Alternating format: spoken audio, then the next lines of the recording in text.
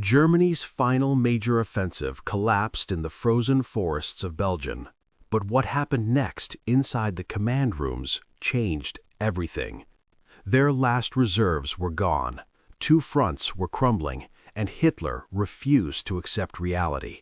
One field marshal's warning proved tragically correct.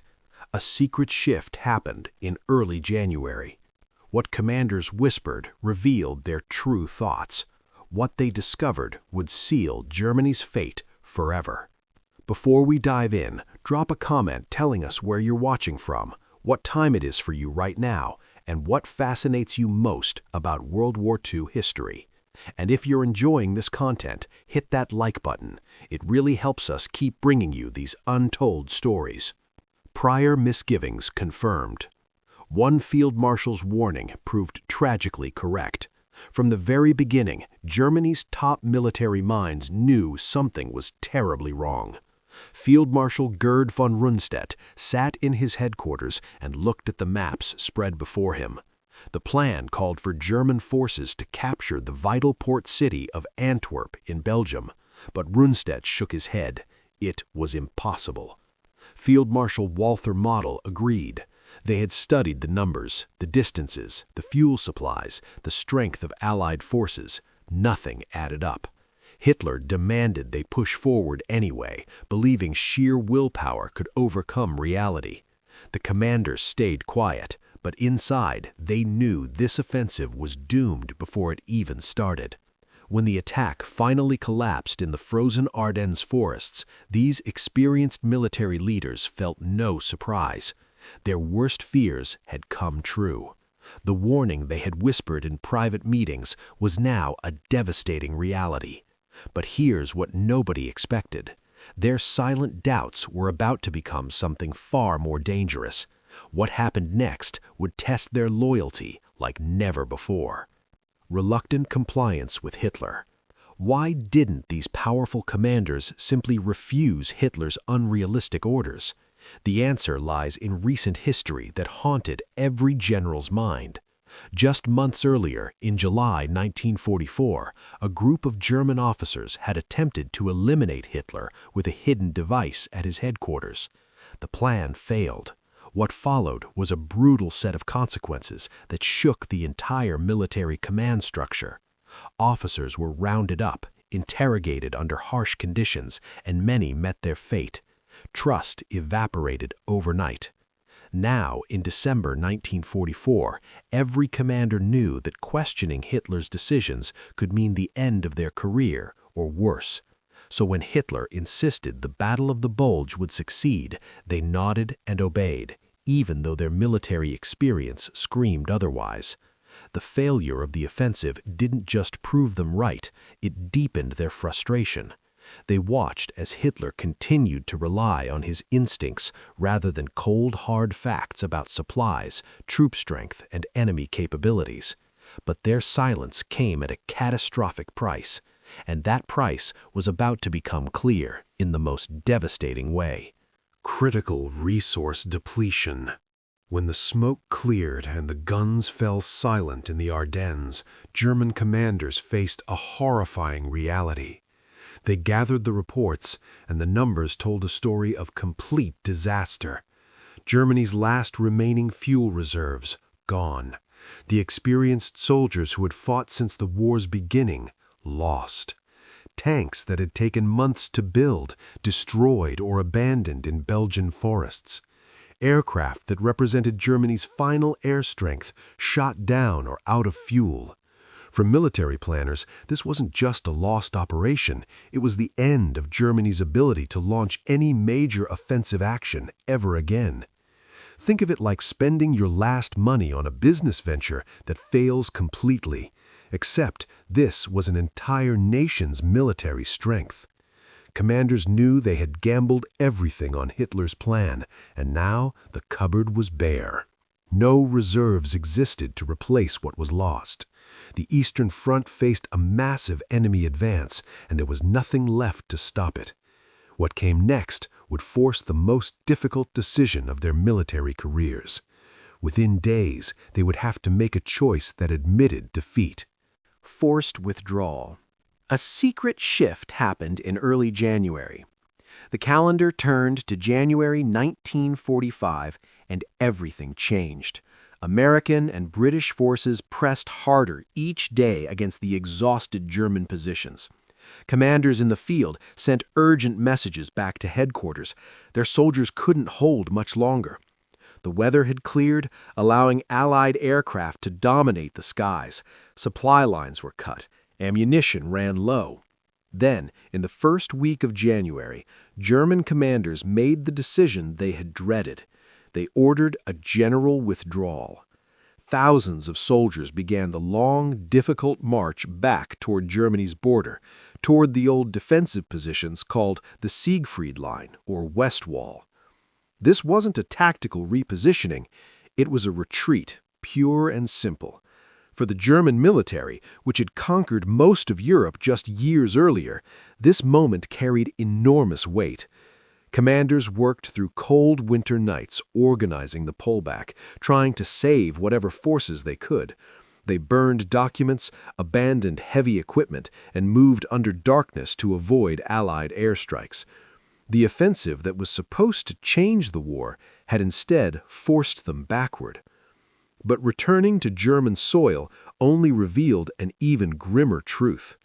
Shift to desperate defense. Back behind German defensive lines, the commanders faced a new reality that changed their entire approach to the conflict. For years, Germany had been the attacker, pushing into Poland, France, and deep into the territory controlled by their enemies. Now, that era was permanently over. The failure in the Ardennes had consumed the last resources needed for offensive operations. Military meetings that once discussed attack plans now focused solely on one question: how do we slow down the Allied advance? Commanders studied maps not to find weak points to exploit, but to identify where they might delay the inevitable push into Germany itself.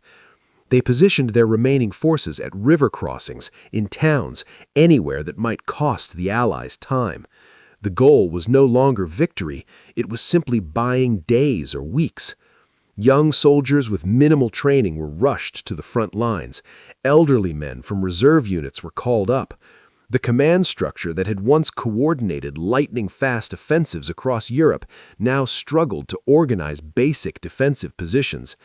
Yet even this desperate situation wasn't the worst news they faced, because while they focused on the West, catastrophe approached from the East.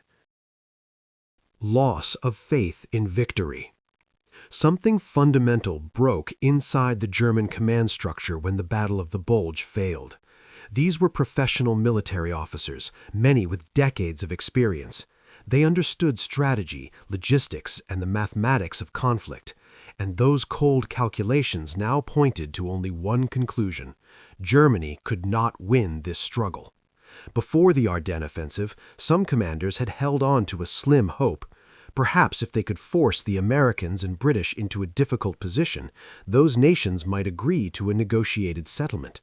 Then Germany could move all its remaining strength to face the forces approaching from the east.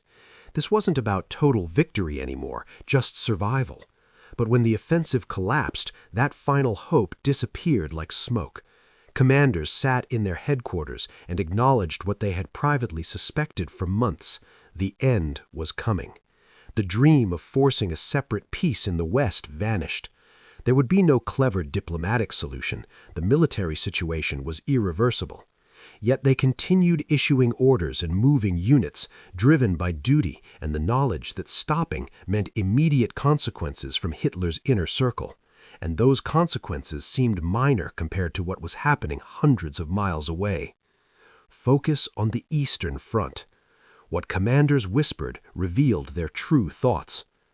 While German commanders dealt with failure in Belgium, their worst nightmare was unfolding in the East.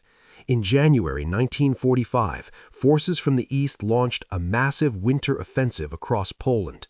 The scale was enormous. Millions of soldiers supported by thousands of tanks and aircraft. German positions crumbled within days. The advance moved forward at speeds measured in miles per day, not the slow grinding progress of typical winter operations. Commanders in the West received these reports with growing alarm. They had no reserves to send. Every tank, every experienced unit, every gallon of fuel had been consumed in the failed Ardennes offensive. In private conversations, away from listening devices and political officers, commanders spoke the truth they couldn't say publicly. They were facing collapse on two fronts simultaneously. Forces pushed west from France, while others swept west from Poland, and Germany sat in the middle with almost nothing left to stop either advance. The military situation had become hopeless. What they whispered to each other in those dark January days was simple: the end is near. Yet they would continue fighting for months more, and the reason why reveals the final truth. Acceptance of inevitable defeat.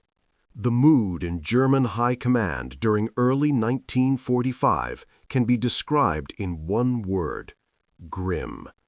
Commanders looked at maps showing enemy forces closing in from both directions. They reviewed reports of resource shortages, troop exhaustion, and collapsing defensive lines. The conclusion was inescapable. The nation Hitler had promised would last 1,000 years was falling apart. So why did they keep fighting? The answer is complex. Some continued out of military duty. They had sworn oaths and followed orders their entire careers. Others feared what would happen if they stopped. Hitler's inner circle still wielded tremendous power and showed no mercy to those labeled as defeatists. A few held fatalistic beliefs that they should see their duty through to the bitter end, regardless of the outcome.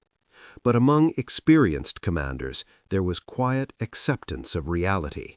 The Battle of the Bulge's failure hadn't just failed, it had sealed Germany's fate by consuming the last resources that might have delayed the inevitable. They had discovered what they already suspected: the struggle was lost, and had been for some time. The commanders who warned against the offensive from the beginning had been proven tragically correct, but by then it was far too late.